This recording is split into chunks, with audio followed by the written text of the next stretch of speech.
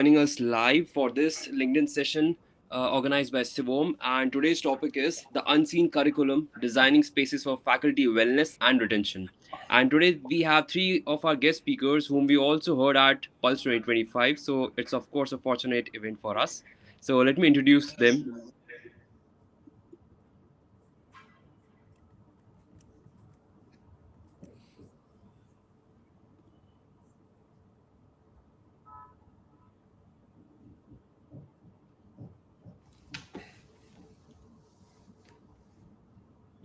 Okay, so on first we have Miss Nurain Patel, Academic Director of Empyrean Schools, Navi Mumbai, and then we have Mr. Rishabh Khanna, CEO of Surasa, and we also have Mr. Yogendra Patidar, who is the Director at CIVOM and also a curator at GLSN.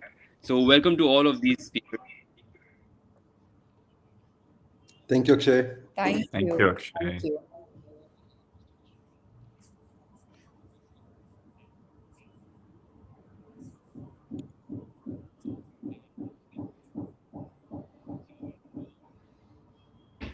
So what's happening is while I'm saying my voice is coming later, so no issues. So first of all, the problem that we are facing is teacher burnout is a global crisis and retention is expensive.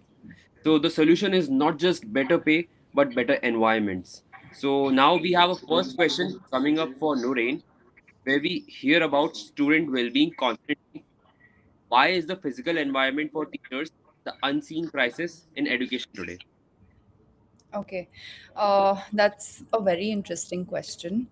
It led me to kind of introspect on my own experiences in the classroom and also my experiences as someone who is senior leadership at my school. I feel like the physical environment for teachers has become an unseen crisis because it was never treated as priority in the first place. I feel like in schools, we often design very intentionally for our learners, which is rightly so. But in doing that, sometimes the needs of teachers take a backseat. And I'm not saying that we should kind of design less for students. What I'm saying is maybe we've created environments that assume that teachers will endlessly adapt to systems that were not entirely kind of created with their experience in mind.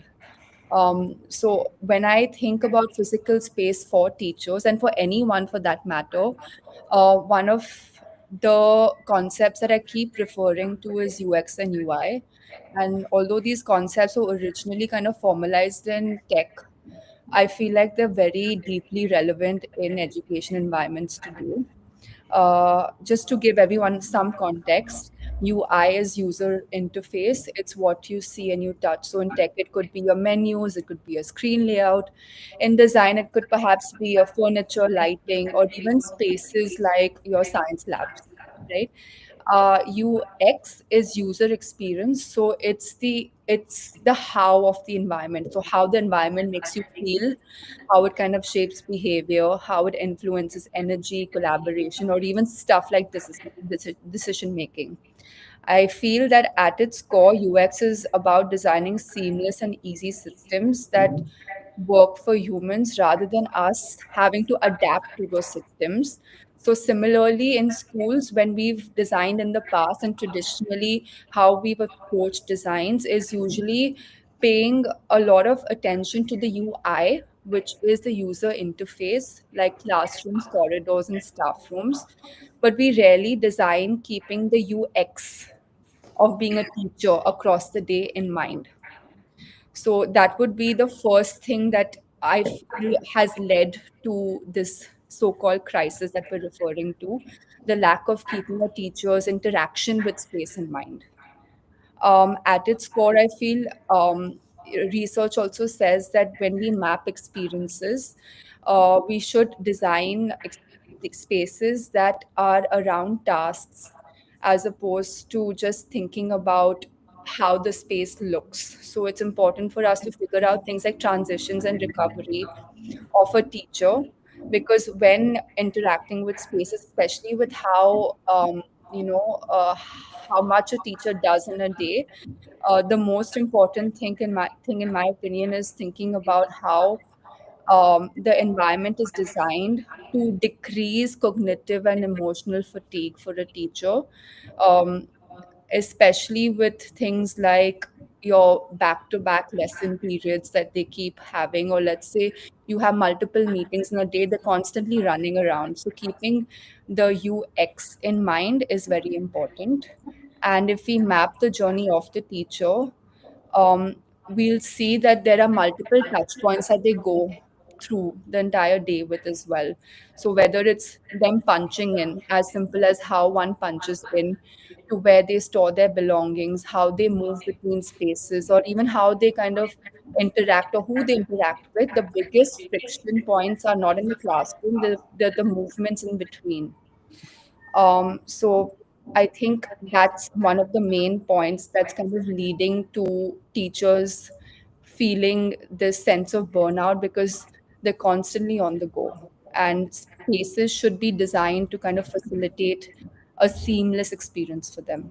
I hope I've answered your questions in terms of what might be one of the leading causes for them feeling fatigued or emotionally drained.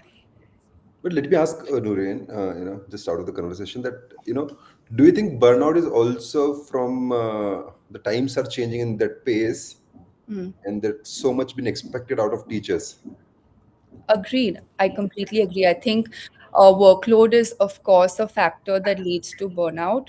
But I also feel that the design of micro moments in a day also adds to that. So if one is not intentional enough about things like, allowing teachers to have those spaces where they can restore, they can reconnect, they can think about and reflect on their day, I think that's what really causes it. Yogi, just to add to what you Yes. asked, very important thing here is yes, the work that we expect out of teachers has changed. It's not the same that was 30 years ago, right? It's actually if I, and I'm going to make this statement here. I go and meet people around the world, and people say we are still using the same education systems that we were using 30 years ago. We are not. I'm sorry, but we are not. Schools today do not look anything like what it looked 30 years ago, and the expectation out of the school management, and I'm sure Nuren can add more context to that, but what even a parent expects out of a school today is absolutely different what a parent used to expect 30 years ago. The entire experience inside the school has changed. The way students behave has changed. The way parents expect every stakeholder to behave has changed. Agree. No, So because yes, the workload. I'm trying to connect it from the dots where, because a lot of time, when I see teachers, we mostly see them in adults as teachers, Yeah. and you expect them to be successful in their endeavor, okay, Yeah. which cannot happen because, if I look at from that point of view, everything is changing. And, with the user behaviors, when they're, connecting with the kids, that's also changed. Okay, their family and circumstances around them has changed. Yeah. Infrastructure around them, from coming from house to their school, also has changed. So And the there's so. only thing that remains the same, sorry, the only thing that remains the same sometimes is spaces at schools. Yes. So with all of the behavior, all of us, changing the way in which we think, or even our models around pedagogy and all of that has changed. But sometimes spaces are the factors that kind of remain stagnant for whatever reason, budget constraints, number of students, all of that. So how does one then adapt Hmm. Yeah. So spaces? there's a big part of pedagogy called learning environment management, Yeah. right? And I'm sure Yogi, your entire team, everybody at CIVOM plays a very important role in bringing the physical infrastructure towards. But what's really required is one, a school leader's perspective of are they able to see clearly that they need to bring that physical space or not? And second, does the team at the school accept that new physical environment as well or not? Because again, it just Yeah. changes the entire pedagogy perspective. And Yeah. this is why I So was asking those questions to Nurul, because before we started a hard part of the story, there is a soft part of it. So our job is to make hardware for that software. yeah, The software comes with that willingness, vision, intent. So a lot of time I see, and this is what I believe somewhere. I was hearing it somewhere, that today we had to have teachers to be seen not as teachers but as researchers. because then they have a scope to fail. Because the moment you put as a teacher as a title, you want them to succeed, and there is a burden and there is a baggage they're carrying. But when they're researchers, they're also researching every day with new user behaviors, new way of pedagogy, Yeah. new way of curriculum, and I the moment also like the whole idea of teachers as initiators. So, how one just initiates the learning process, and how it kind of just the learning process goes ahead and it kind of shows its full fruition by itself, with the teacher minimally kind of, having any control over students or having any control over the outcome, because it's so open ended. agree, because this is an evolution process, Yeah. and when you're looking at an evolutionary process, I think we had to have some way given them that mindset of initiation and okay to fail. Yeah. Because if I'm not giving them okay to fail, you're expecting a drastic change in an outcome. It may not come, or it may not come right away. So that scope to fail is also the same part. Like say when you say them initiators, I only can initiate or confidently initiate something when Yeah. I'm okay to or Yeah. the soft part of the vision of school, or is okay to let them go on that path. Else they would, So, if you ask at the end of outcomes that this is our met or not, this checklist has been done or not, then it eventually becomes too much burden, or maybe the reason to get a softer part on fatigue. so guys, I'll go a bit technical here then. Yeah. Okay. Great. So in skill set and competency, and this is simple one, that there are two kind of thinking skill: lower order thinking skills and higher order thinking skills. And lower order thinking skills, okay, some people also created something called middle order thinking skills, but I'm not going there today. When we ask somebody to be able to take a new approach in a new environment or in a similar environment, we are expecting them to work at higher order thinking skills. So when we say that a teacher changes their role from being a teacher, a facilitator, to be a researcher or an initiator for that matter, we are expecting them to already be at higher order thinking skills of their current skill set of pedagogy. Because then they can take a step back and they can think, hey, I've been doing this activity like this for the last, say, 2, 5, 10, 15 years. And my current environment expects me to change a little bit like that. That's the only time when somebody works at higher order thinking skills, they can do that. The problem is that a lot of teachers, most of the teachers, many teachers today work at lower order thinking skills when it comes to teaching competencies. They've been, look, we are coming out of a generation when smart classes or smart boards in the classes were given more importance than smarter teachers in the classes. So we can't really expect a teacher to suddenly start feeling that, hey, all those new tools and the screens that we were bringing in, which were always sent as a teaching aid, I'm expected to be an expert to run all of those, where they are not.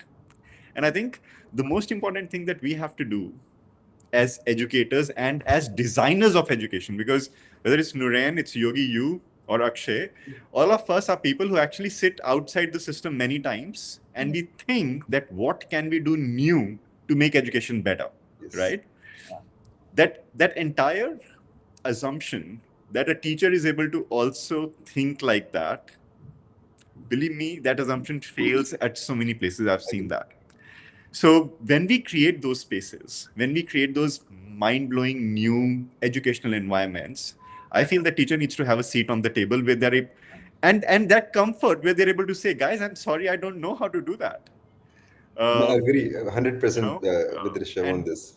and Yogi, I loved your idea that we should let teachers believe that it's okay to fail, because I know of my tens of thousands of conversations, and teachers feel that it's not okay to fail because everybody's sitting and judging them. So this is what I'm going to take back from this conversation, that let's let teachers absorb. Yeah, because see, you are teaching a generation who do not know what jobs gonna exist, Yeah. or what technology they're going to work around. Okay, so the only thing they also know that kids also have to try and fail to till the point they figure out. So if you're trying to do something or some skill set implementation, and if you don't, or you are not aware about that skill set, Yeah, it's very hard, because today's context is more about how to learn rather than what to learn. absolutely. So Absolutely. if you talk about, so everyone as an entity in today's stakeholder ecosystem, be it parent or be it anyone, this how to learn idea has to get to everyone. Yeah. That the world is going to change and we not going to be having what we have today. Yeah.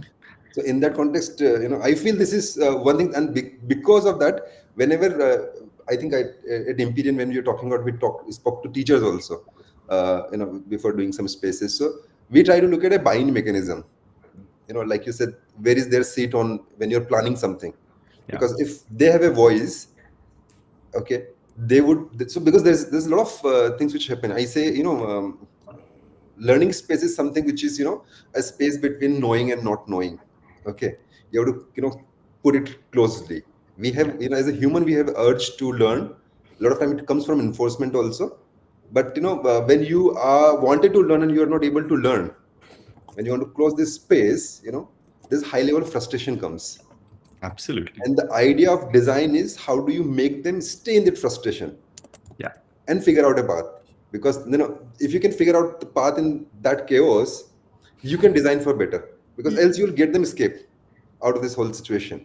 And Yeah. it is with the kids also at the same time, because if they are in the chaos or in the frustration mode, if you can get them idea of or rigor of being in that phase, you can learn anything.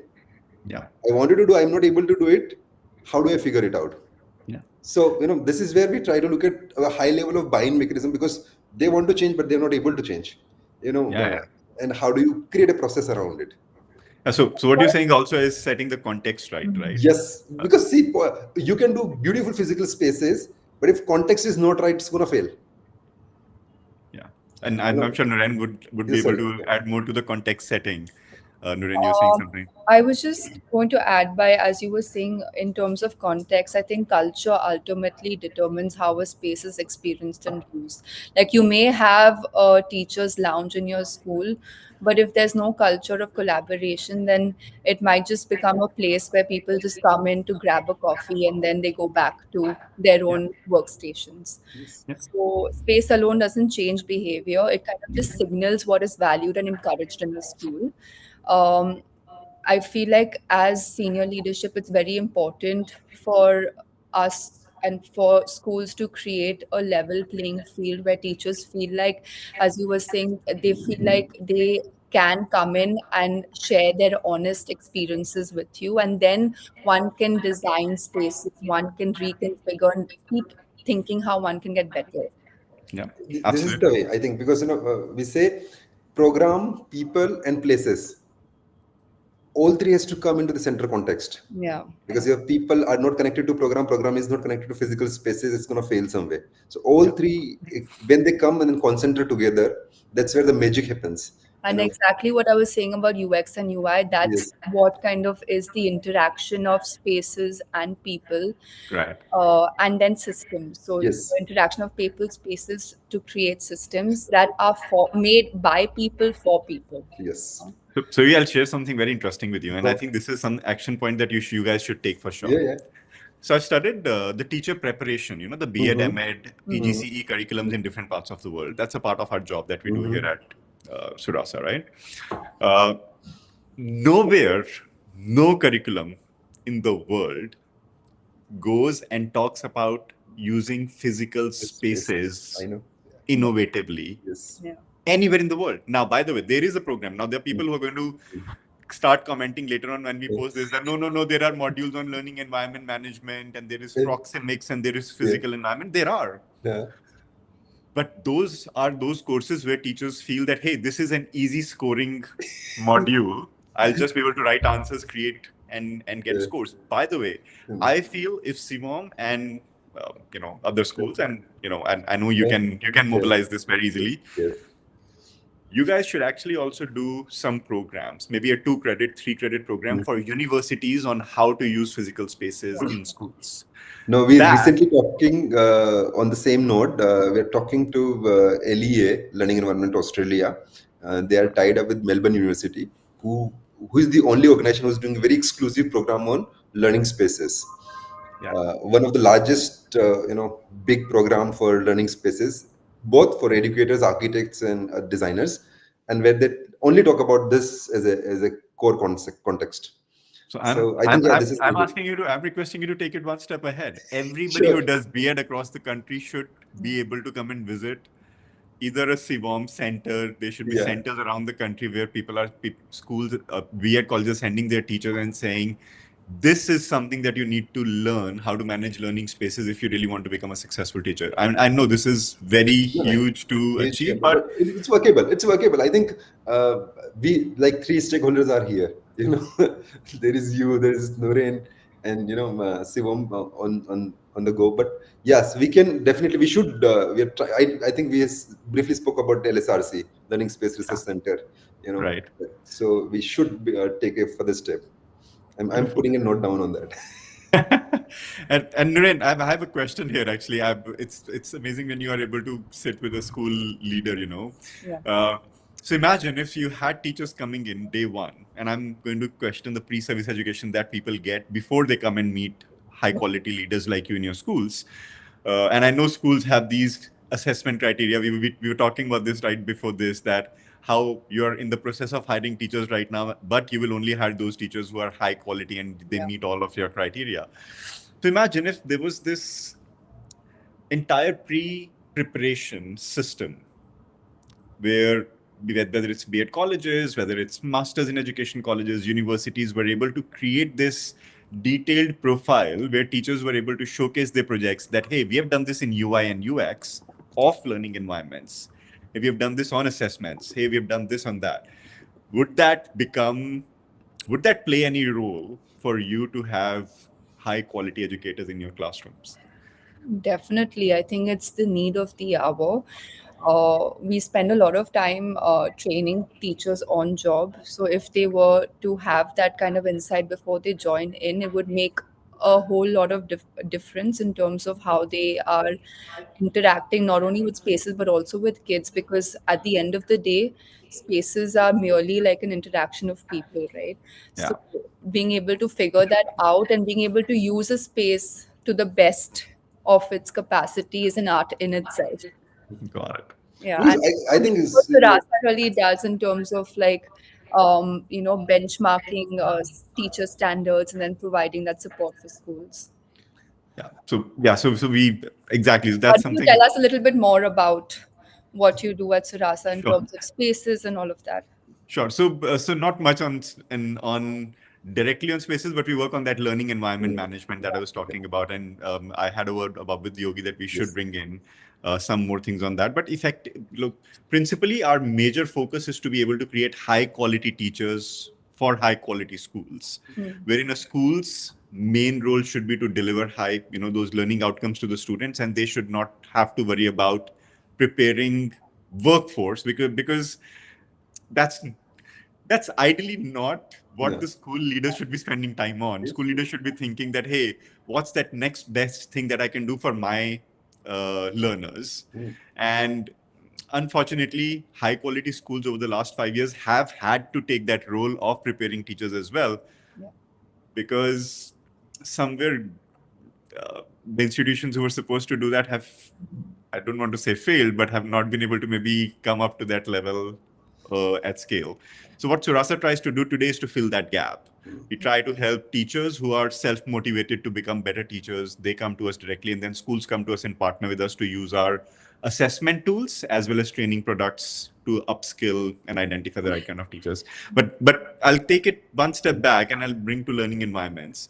What I would love is have partnerships like with somebody like Imperial School, like yourself, Noreen, and have those teachers who are not just looking at, going and applying for a job, but also coming and experiencing what high quality education looks like. They might not be wanting to just go and, apply to a school. They might be happy in their own school. But can there be those spaces where Imperial says, hey, we are happy to host teachers over a weekend. Come and see what CIVOM and Imperial have done together to create this mind-blowing learning environment structure, and then they can go back to their schools and talk more about it and say, hey guys, could we think about something like that? I think that's also a way of making a Yeah. systemic change at scale. And I'm sorry, I might be speaking out of my turn No, here, no, or I I think might not be in the right place to And I with think those you're suggestions. But completely on point with this. There's this interesting model called the 70-20-10 approach to learning, which kind of says that 70% of your learning happens on job. With the experiences that you get, 20% is informal learning that you kind of do by yourself, and 10% is your formal training. So, what you're talking about is effectively a good merge of the 10% of absolutely. formal plus 70% by giving them that real world experience. Excess. Yeah, Yeah. yeah, yeah. Got it. Sounds great. I think it is much needed because especially with for teachers who lack experience, it's great for them to just test the waters and all of that as Yeah. well. Yeah, I Okay. think because a lot of time I also think, and we, at a CIVOM, I think what I've gone through over years is I feel we need to look at education itself as a self elevation game Yeah, than an occupation game. Till the point we look it for occupation, the world would be a different place. Because if I can Absolutely. elevate myself, you can get away with all midlife crises, identity crisis, because you are following certain paradigm for occupation, you are being successful, but you're still not happy.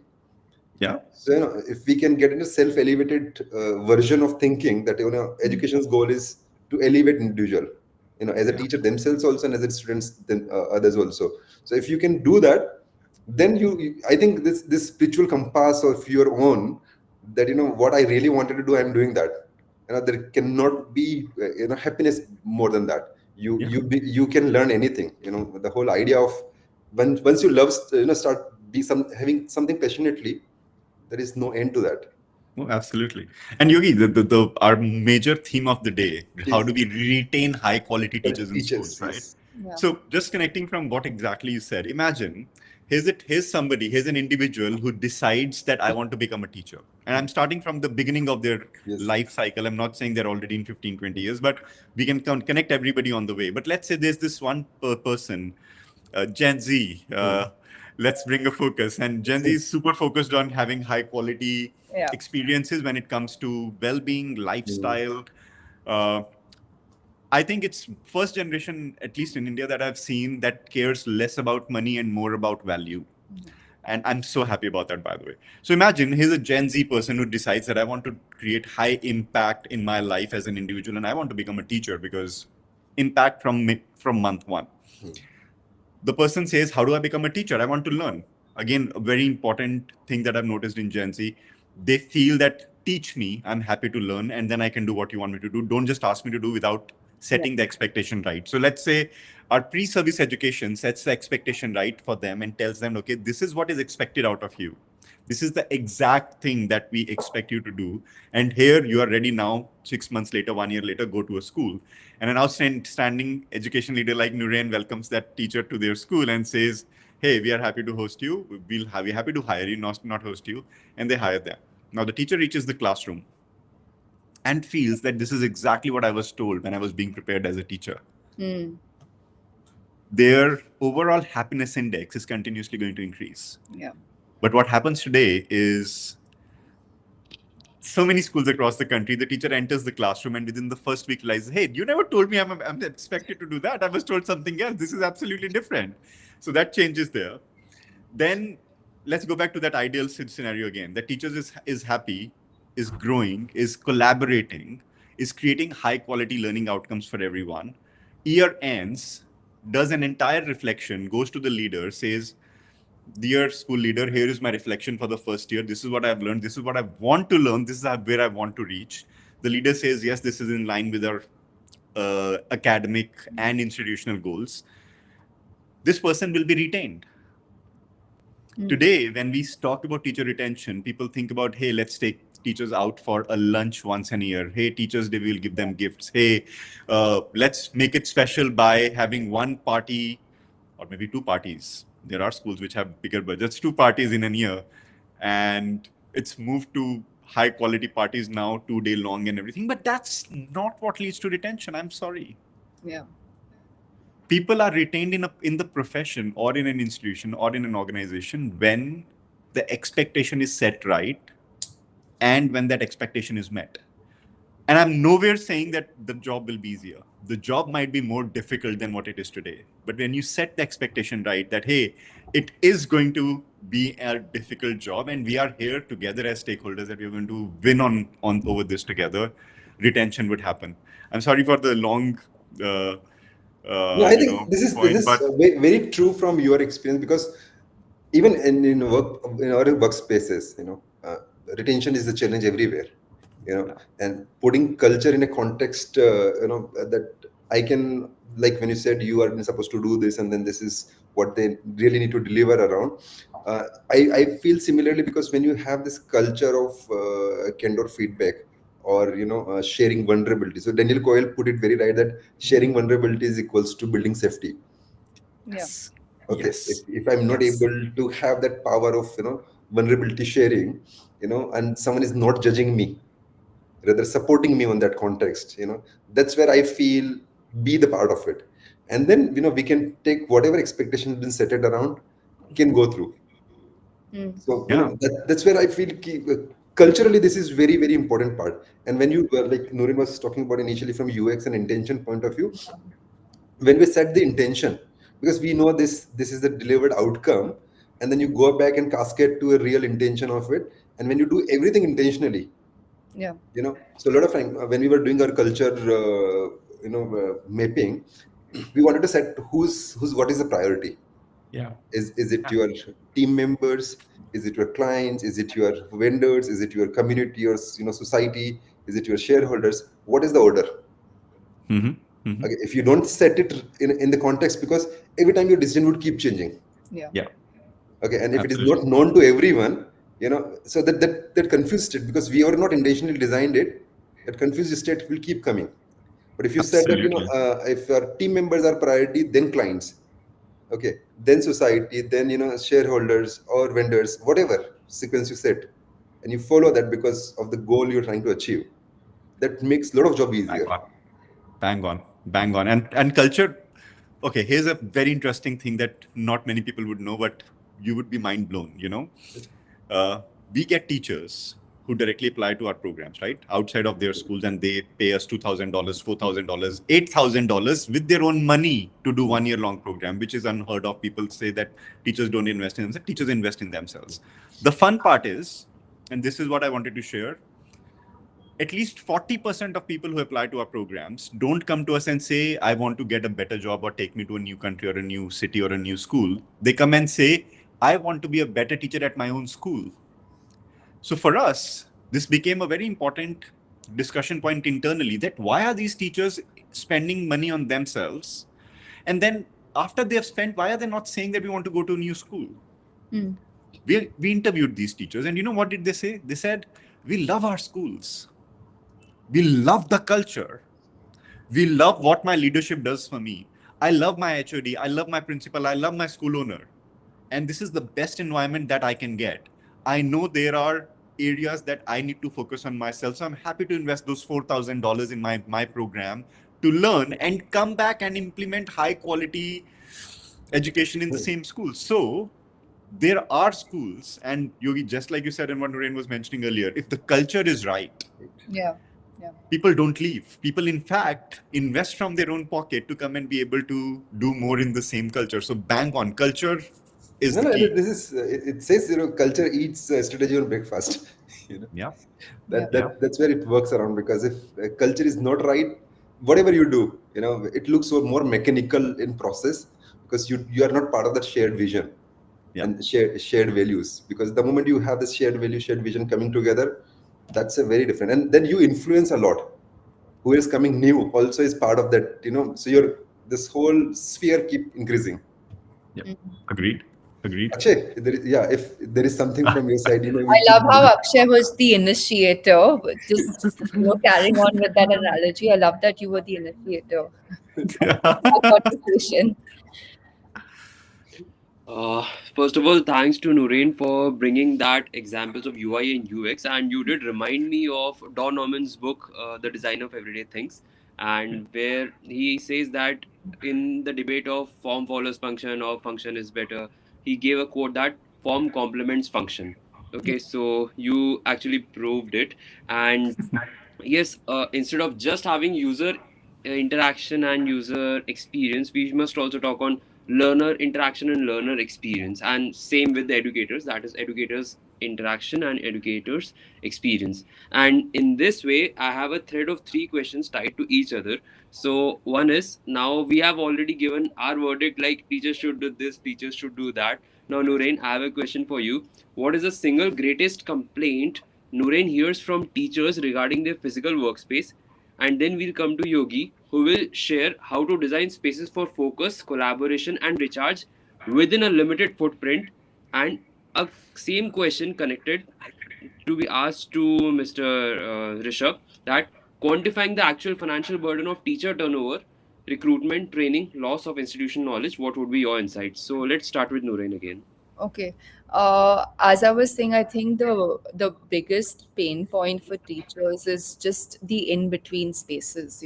So when one thinks about spaces, them feeling like they don't have enough space for collaboration, for example, for reflection, for example.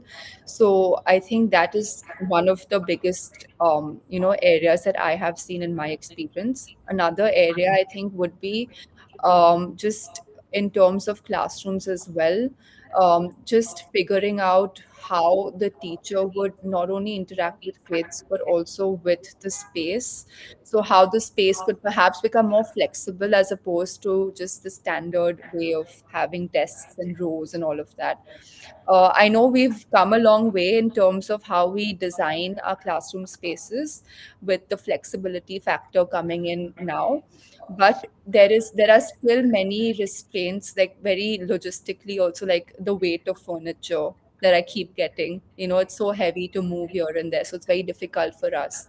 So I think just managing and just being very intentional about the micro movements that a teacher has, and as Rishabh was saying, having a teacher on board, on the table, to kind of share ideas and share experiences so that one can kind of adapt and get better. So, two things: in between spaces and classrooms in terms of flexibility. Okay, so perfectly answered. And now we have a question connected to this only to be asked to Yogi. Like the first question of this part is how to design spaces for focus, collaboration, and recharge within a limited footprint. And again, referring to what Nurain told about micro movements, how do you design modular furniture and spaces that teachers can easily reorganize to suit their daily needs, giving them control over the environment? So there are three things which you're talking about: focus, collaboration, and recharge. But I look at them into a self-intelligence, collective intelligence, and emotional intelligence. Okay. Hmm. So when I'm at focus, it's my own introspection and conversation in my own work, thinking. When I talk about collaboration, I look at collective intelligences, which is I'm going to get with others. And when you took a look at recharge, I look at it as an emotional intelligence of my own well-being and understanding that part of it. So again, reflection and set myself ready for that. So when you talk about designing those kind of intelligences in a space, or maybe let's say micro moment also, whenever we go, we try to look at we call it AEIOU framework. So A is for activities, environments, interaction, objects, and users. Okay.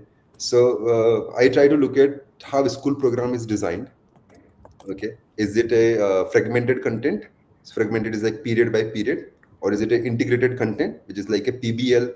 You 6 hours or 5 hours, wherever whatever time you have, there's a one project going on and everything is mapped on curriculum to that, or maybe TBL for that matter. So we try to look at how that's been designed, what kind of activity a teacher does, what kind of objects they're using, okay, what kind of interaction they want to design around. So when we're talking, like Nurin was talking about UX, we're talking about this intention of everything. So we try to look at those activities which is planned, or that interaction which is planned around this, and then we start designing around. So if you know that this is the goal behaviors we want to intend from particular experiences, okay, so let's say they have a pedagogy shift. Okay, so you're shifting from Socratic circle to a collaboration to let's say flipped classroom model. Uh, all of this, if you have this pedagogical pathway, how teacher need to behave? Is it only one teacher in the classroom, or is there two teacher in the classroom? Mhm. Okay, because one may be in observing something, which is more like a coached approach of teaching, because they also know what is the learner types. Because when someone is teaching, They are focused on delivering the content rather than effectiveness of the content. Mm. So, the model need to be understood between efficiency versus effectiveness. Because when I'm on this stage, my goal is to deliver what I have planned for today, without bothering who's receiving what. Yeah. Yeah. Okay. Versus if when there is other teacher in the classroom, they are kind of coaches. They try to see who's receiving in that pedagogy or in that way of delivering. The moment we change the delivery, what spark came on. So there are a lot of we try to look at 13 to 17 physical parameters of learning, behavior of learning basically. So when you nod, you get to see a physical behavior. Okay, your postures. Okay, your fidgets. Okay, all of this is a kind of behavioral mapping, because you cannot put fMRI on kids head and say that learning is happening around the area. So when you look at this, that's one part of this story we try to look at, and then keeping a space for both of them in that micro moment between two teachers, Yeah. if it is part of classrooms. You get from classrooms to other areas. Like Noreen said, there is a challenge still in school mindset or a culture that uh, this is not a revenue generating space. Mm. If I would have given this physical space to classroom, I would have more revenue generation. Yeah. Okay. So that, and because we are forgetting that, this is the source, that's the core operation, and the guy who's leading the operation is not given that space. So first is that resistance which comes around. Second, understanding between, I say it, andragogy and pedagogy. Okay, so pedagogy is how the way deliver the content, or delivery the program to learners, or students. But andragogy is about adults. Okay, once your brain is formed, your behavior is very different. To make an adult shift is very different process than the learner. Mm. So learners are more like muses. Mm. Okay, they're open to have it anyway. They're very easy to transform, but adults are not. They come with a high regression of resistance. So how do you really deal with that andragogical mindset of shifting habits? Because by this time we had formed habits. Okay, so how do you undo habits in adults? And if you don't understand that part of equation, it's very challenging for getting them to into any environment or culture shift. So and it is very different process than teaching the students. So we try to look at those key aspects. So a lot of time we go in, let's say, teachers collaboration area. Okay, we are generations who's came from competition mindsets. We are taught competition in our classrooms, never the collaboration. We're expecting to collaborate in workspaces today. Very hard. We've been into high focus zones in our learning, but never been to interdiscipline. Mm. So it's very hard for a teacher who's teaching maths and understanding design of a space. Okay, Yeah. so we are a generation which talks about, when we talk about critical thinking, we cannot think critically, because everything is a framework based thinking for us. If you want, or if you ask someone, figure out the volume of an egg, they will look for formula rather than figuring out the ways to do it. So that's our mindset mapped, because we are so much given in a framework that this is how it works. We never looked at applied sciences or applied mechanics of things. So I think first step comes on the mindset shift. Okay, second comes out into value of this interdiscipline and collaboration in that area. Because if we understand this, it's okay to not to have a rectangle table. So when a lot of schools I go and I say, as a leader, what kind of table you want to have? Okay, so rectangle tables 1:3 or 1:4 or 1:2 gives you authoritative direction. Yeah. Okay, once, and when you have a round table, it gives you collaborative direction, that everyone is equal. So when you are in a counseling room, how do you teach? See your parents. Okay, is it one is to many, or is it collaborative version? So all of this comes into one after this micro detailing of it. And when like Nuri was talking about micro moments, we have now designed a lot of series of products which is lightweighted. A young learner himself can pick it up. Beautiful. Yeah. So idea is, when we are doing this whole engineering in India, we figured out, we want ottomans. And school used to say why you need ottomans in the in school spaces, because kids would puncture it or break it. And it took me about 3 to 4 years to make that mindset shift in schools, that when you give them a respectable space, they respect the space. When you go to airport, you don't keep tearing things. Yeah. Yeah. Airport, you behave differently. 5 star, you behave differently. Railway station, you will behave differently, because that space itself give you that respectable version. So when you design an environment that start giving you that mindset shift, because think about it, if you're getting good space, why would someone gonna tear it? Yeah. Okay. So Dr. Senthil, I was meeting him, and he says, one of the barometer I see is school being successfully worked around after a program. If the 12th class students going out of schools and they're not bending the blades of the fan, okay, they have done something good. Yeah. Because all this bending or of the fan, or getting some kind of damage to a property, is kind of signals Yeah. a thing which is imposed to them. Okay, and then they feel their right to damage it. So when there's this whole approach of designing it for them, it never gives them things away. Because when we see when you look at chairs also, when you have different chairs or different type of chairs for different individuals, it gives them that order thinking rather than that equality. So how do you make it equitable, equal?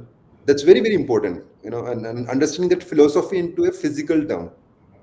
So what you want your teachers to become, okay, what experience can help that becoming, and what space can enable those experiences. It need to be translated in from philosophy to physical Yeah. dimension. So yeah, probably from that. May I add something to what you just said, just in a quick sentence or two? Because you mentioned airports and you mentioned different formal spaces. I feel like the whole idea of the third space is also quite interesting, about how there are spaces known as that we can categorize as third spaces that are neither kind of fully private nor fully formal, which kind of gives that psychological safety and restorative environment. So even for schools to design those spaces where you have those spaces to just exist, and one just because you were mentioning different spaces, one analogy that I like is about how Starbucks is viewed as a third space, and how it kind of enables multiple behaviors to exist. And the whole idea of respect, also how people respectfully still coexist in Starbucks, is quite interesting, because you can sit quietly, you can work alone, you can have a casual conversation, you can meet someone, and there's no pressure to perform or to produce. Yeah. And which is very hard, whenever I show a lot of people the student directed mindset, and in action, the first question I get it, would not there be sound if I'm teaching? Because they're still seeing it from that older mindset. Because this is what the regression looks like in andragogy, that they were in a certain zone and they're still approaching it from there. So when Exactly. you wanted a student-centric environment, it's very different. So I a lot of time ask teachers to can they sit on the floor and work? Just some Okay. feedback, Yogi. We've done up a library recently, right, with Yes. CIVOM. Yeah. We've put up those bean bags and we have those multiple seating spaces. So ever since we've done that, we've found that students are now just more relaxed in the library. Like, Beautiful. you just find them relaxing. You'll find teachers also relaxing in the library, as opposed to previously when we had those desks. So definitely spaces do impact how we behave, and they do kind of have that impact even on how we learn. So just wanted to share that with No, you. no, It's quite nice to see the other day when one I of the strong hypotheses when we started is how non-living impact living. yeah. That's the world we are into. So even when you dress up yourself every day, it has an impact in the way you're going to behave or you're going to walk. Okay. So similarly, whatever goal behaviors are there, I say, try it out. Let's make teachers sit on the floor and work on something. Yeah. And when they feel the comfort, they can allow kids. Else your mind can never work Yeah. to make a sit chair kids sit on a floor Yeah. in a Yeah. classroom. It would never work. Yeah. So teachers kind of experiencing it first to get Yeah. that buy-in as well. Yes. Yeah. Got it. So we've heard from the design part, we have heard from the education part. Now I have like the most toughest questions for Rishabh. So for right now, while I was reading it, I was like, how to portray them to you. So yeah, we have like 5 to 7 minutes dedicated to this question, and then we have the 1 minute question that would be common to all of you. So Sure. Rishabh, you have a challenge to answer that. How to position a thoughtful facility design as a critical component when it comes to competitive compensation and benefits package. And second part is, what metrics should leaders use to track if their new faculty spaces are actually improving morale and retention, and beyond simple surveys. All yours. Got it. So, look, I'll tell you. The first part where we are saying that how our design spaces, how our spaces uh, don't just lead to teachers accepting it, but teachers excelling in it, uh, does not only depend on what is the previous preparedness of the teacher. Okay, there could be a teacher who's a mind-blowing teacher in an earlier format, in a sage on the stage, and a regular, desk and chalk environment. But the same teacher goes to, let's say, an open learning environment and struggles. That the third space learning that we're talking about, Yeah. there's a whole struggle. Now let's think of a school having this choice of, they know that if they don't move to this new space system, and going to make a blanket statement, every school who's not even started thinking about going to these newer systems or these newer spaces that Yogi is talking about, you have no idea what's going to hit you so hard. So please start thinking about what are we preparing our students for, and that requires design change, that requires learning design change, that requires space changes 100%. The second question that will then come is, do I replace all my teachers with new teachers who can manage these spaces? Do I transition some of my teachers to these new spaces and then see who are not able to make sense of it? Do I need a new training program to make sure that everybody is in this new space? And that's where the question of cost starts coming in. What's the cost of replacing a current teacher? What's the cost of training a current teacher? What's the cost that I need to consider? That, okay, I trained all of my current teachers into this new system, but there are so many high quality, high paying schools out there. And the moment they know that XYZ school is now trained all of its teachers to do this, somebody's going to come and try to, take all of my teachers. Or do I want to shift to a new design, and I look at hiring teachers from the schools that have already done those designs in the past so that they can come and be mentors? There's a huge, cognitive load that a school leader gets. Yeah. And what could really help them at any point in time is to be able to have a partner who can design this entire process. It cannot be just a instantaneous decision that, hey, let me just change how my school looks like. That's a recipe to failure. Because then either the teachers or the stakeholder, the school leaders sometimes themselves might not be able to manage it well, and they would come back and they say, hey, so imagine somebody coming to Yogi and saying, Yogi, your new furniture is not working out for our school. That's ridiculous, right? That's like, we've created this beautiful, mind-blowing, new age, future-ready system, but you're running it as a system which would have been running 50 years ago. It is going to fail. So that's where the entire calculation of return on investment, uh, what is the value this new investment is going to make for me, comes. And what I've shared with so many leaders and everybody who says, but we are going fine, why do we need to change right now? The question is that, would you be fine a year from now, 2 years from now, 3 years from now? Because I have already started seeing this trend where there are schools who had 5,000 students and are sitting at 2,500 now, classes empty, and they're not ready to change because students are flocking to those schools. Parents are going to schools. So the cost of training the teacher, cost of recruiting high quality talent, cost of bringing new designs is not about will it add value and will it increase revenue. Here the cost is now on survival. Here now the cost is on competing with people who are going to be much better than what status quo has been, right? And that's where the metrics start coming in. Let's say a school really wants to see whether whatever investments that they're doing in their current infrastructure, or whatever investments they're not doing, let me start from there. Somebody decides, no, I don't want to do it. They should start measuring the happiness level of students, and then if they can get secondary or primary researches done that what's happening in other schools, it will show them trends. Spending a couple of lakhs here and there in just understanding what the market data is looking like, what is the student experience, what is the parent experience, and what is the faculty experience in schools who are already investing versus schools who are not investing, and where do they stand? Step one. Step two, and I know that everybody who will do step one will realize that they should now transition out to new spaces and transition out to new learning designs and new experiences. Step two is to identify what will be my entire transition plan. Then comes the most important thing, bringing the team to the table and telling them that here's the data from the market. Please don't do it as a surprise to the team. Please don't do it as that, hey, we found this. And I'm going to state it because I've heard it in the conversations, not here, but I've heard it in the conversations with schools who try to cut corners. We've seen the design. We went to a conference. We saw what the designs look like. We clicked the pictures. We went to China and we bought low-cost furniture from there.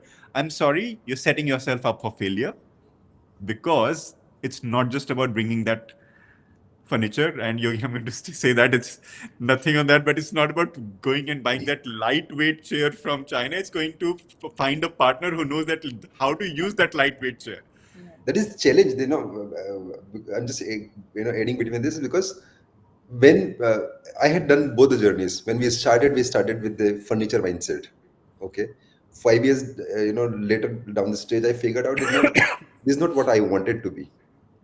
What is that a value which we, as a person and as an organization, purposefully we are doing. Okay, Absolutely. so if there is no purpose, there is no way of profits.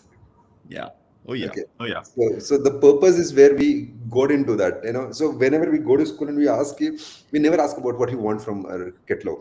Okay. We really ask, what is that change you really want to bring around? Right. What is that behavior in learning you want to shift to? Because if that's why I said, when non-living impacts living, it's a very high. You don't understand it. It is It something is. reading between the lines, that what a Yeah. chair does to you, what a setting does to you, you don't know at all. Yeah. Even selecting colors. So we did a white paper about a year ago on colors for learning spaces in India. Okay, with what age group, with what environment. So India is a subcontinent which is geographically divided a lot. Yeah. So we have to be very, conscious and intentional enough that why we are doing what we are doing. Oh, absolutely. Typically, yeah. Absolutely. So sorry. Yeah. And then let's say step two, once you decide that, okay, I'm going to do that transformation and I'm not just buying furniture, you need to have your team members being there sitting with you and partner. Let them do self-evaluation. Let them do simple assessment on what new age pedagogy looks like. The simple, very, very simple tools available right now where a teacher would be able to self-assess and identify, okay, if there are curriculum pedagogy technology, right? That's what everybody talks about. But learning environment management, nobody talks about that. Are there any tools where I can identify whether I'm ready to use new age? Yes, we worked on that. We work with teachers around the world. How do you use assessment in this new age system? It changes completely. People talk about formative assessment. Formative assessment in a new age classroom is absolutely different than what formative assessment used to look like 20 years ago or 10 years ago when first CC introduced CBSE, 15 years ago when they introduced it. So then comes that entire evaluation of the system. What does the current system look like? Then going out and identifying that, okay, with this the gap analysis report that I've created and the goal in mind, how do I now take a step-by-step approach? Do I bring in experts who transform the learning environment as well? Do I bring in experts who come in and say that, hey, work on this, let's say third space area, by initially creating a zone of proximal development for your adult learners, which are your teachers. Yeah. teachers need to be trained how to use third spaces, and that training does not need to happen by putting them all in a classroom or giving them an online course. That might be a training as simple as somebody coming and doing a short program with them in that third space learning in an informal environment and showing what does learning in that environment look like, right? So that entire thing. Now, that's where that bottom line comes in, that how do I measure all of these metrics while I'm doing it? One is, of course, you can keep asking the teachers. Easy, do survey. But there's an entire Kirkpatrick's model of 3 levels of feedback. I'll not get into describing that. I'll take another 40 minutes if I went into that. But it's first feedback, then how much did they learn, and then how much did they implement. So if you just take these 3, and there are ways of doing that, an entire journey could be created. And finally, and I know I mentioned this before, but finally, you have to do, as school leader, a school owner, or a school teacher has to do this with a simple aspect, with a simple thought. If you don't do it today, it's not about nothing is going to hit us. It is going to hit us so hard that by the time we realize, it might be too late. And then we might actually have to look for new students to come to our school, look for new faculty to come to our school. So that transition should start like yesterday. I'm not sure if I answered your question, but I tried whatever I best could. Beautifully done. No, you best answered that. So yeah, your point of that informal learning also reminded me of like something going very viral on Instagram. You must have seen that, lectures on tap, that's going on in New York, and now it has spread across. It has also come to India now.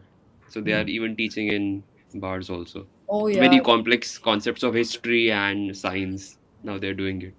I think there was one in Bangalore, if I'm not mistaken. Mm-hmm. Yeah. I've not heard about that. Okay, Somebody so will have to send me a link. there are restaurants where you can go and there is a special sessions happening around. So scientists teaching a physics subject in a bar, or something like this. So you have intellectually aligned people being there, and no reason and no connection also. So just going and learning. I'm so excited about this new world where parties are happening in places where there is no alcohol. All of these spiritual parties happening across India where there's no alcohol and people are going to just be themselves on coffee. And then we're talking about classes happening in bars. Yeah. Nurain, are you guys thinking of getting a bar license for Imperial School? The way it's going, I think learning will happen in bars and education will happen. Learning and education will happen in bars, and partying will happen in schools. Then, no, I don't know. The recent trend which I was watching somewhere and says the new generations are doing bhajan parties. Budget parties. Bhajan. Bhajan parties. So Yeah, actually, that's what I'm saying. I'll tell you what happened That's is. what I'm talking So outside India, ISKCON got very famous. Okay, they were doing these roadshows and very many things. So even in countries of South America, Argentina, and all, they started this way back, like 8 to 10 years back. In discos, they were playing Krishna songs and all these bhajans. And now what Gen Z is doing, like you were saying, they are vibing on these bhajan songs in disco and in their concerts of bhajans that they are doing now. Yes, it's a big concept. No alcohol. Yeah. No alcohol. Dubai, by the way, guys, Dubai, there are now coffee shops which are converting into party spaces. Afternoon parties. They're DJs playing and people only drinking coffee, no alcohol. There's something called Betak. I'm sorry, I don't know why we are marketing this, but just to talk about, but that's a beautiful concept, right? People are just sitting and and what I love is no alcohol. They're high on life. They're enjoying learning. I just feel, imagine every classroom looked like that. Yeah. The students wait for the teacher to come in, and the teacher comes in, and students are like, whoa, I just loved the last 40 minutes of my life. Yes. How do we reach there? Isn't that the question? And this is what, and I loved your idea of from low order thinking to high order thinking, because if you do not map that high order thinking in early on in teachers, the transformation is very hard. Yeah, because you're still seeing yourself as a small part of this whole change. Yeah, absolutely. Because if you want to have the high intentional program, you have to have a high order thinking. So Yogi, I'll share something with you. We've had this one tool now. just take it with you that any school that's trying to do the transformation, we've not very impactful system which will tell them how many teachers are ready today to go to a new space of learning.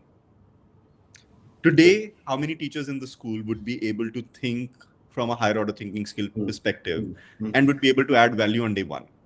So beautiful tool. You should be able to use Sure, that, I and would. it would I'll help take in it from you. transformation on day one. No, we are doing. We recently did a school, and so we had seated there for 7 days. Just for observations. Okay, so we were just trying to see what's happening currently before even designing that. So the discovery model had gone for that depth that That's right. everything has to be mapped around it, and then post designing, we are now doing a post occupancy surveys. Beautiful. Okay, so what changed actually? Because it is not only about peddling the products. It looks very fancy in a business term that for scale you have to push products. There has to be highly scalable game. But is it if you look at high impactful game, that's a very different journey. Yeah. So if you can do it that way, it's more satisfactory than probably putting a product and just going away with that. Absolutely. So, Yogi, this was also the core idea behind this year's Pulse, right? From brain blueprint to brain print, like Yes. pre-occupancy survey to post-occupancy evaluation. Yeah. So yeah, so now we have a final question to all our guest panelists. So this is going to be a quick question and quick answer. So since 2026 is just a few days away, so the question is quite interesting.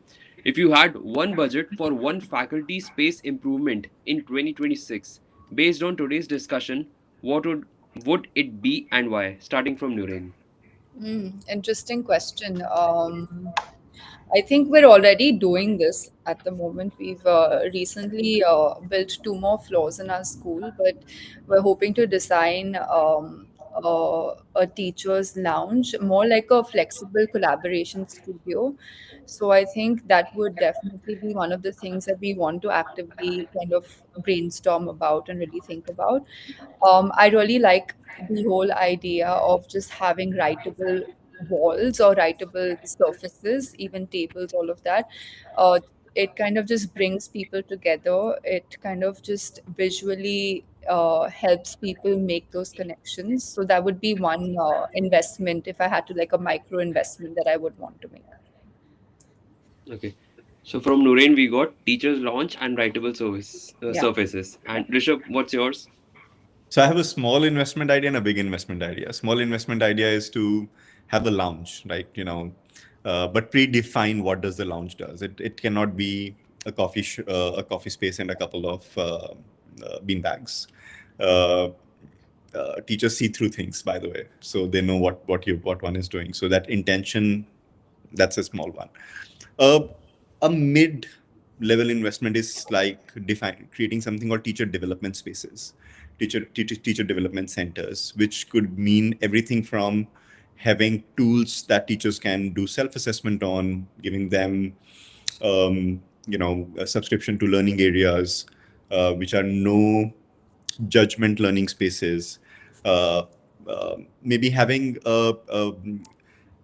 a counselor come to that school, that teacher development center once a week, where any teacher can book time with them to just share what are they struggling with. This is not a coach for their work, but actually a psychologist, a counselor, right? A personal counselor who you could book 15, 20, 30 minutes with to talk about your stress. Um, and then finally, helping teachers in identifying what's the delta of growth that they've had in last 1 year. And growth doesn't always just mean about money. If as an individual, I'm able to see that, hey, I was 78 kgs before and I'm 76 kgs today, that's growth for me.